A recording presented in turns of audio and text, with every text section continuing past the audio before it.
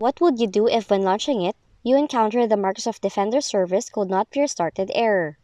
Now, if you're also experiencing the same problem, you can follow these quick troubleshooting steps to resolve the error. First, try to reconfigure Windows Defender service. Do that by opening Services, then locate and double-click on Windows Defender service, click the Startup Type drop-down, then select Automatic. Now you have to click Apply and select OK to save the changes. Additionally, check and disable any third-party application, since there can be complications if you want to use Windows Defender as your primary security solution.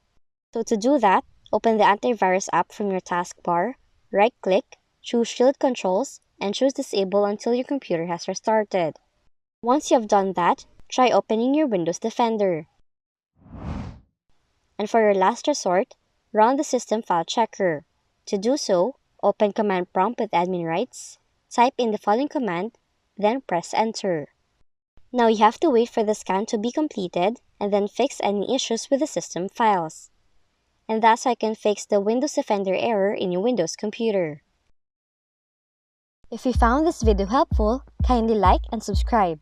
You may also click and turn on the notification bell so you can be notified from whenever we release new videos.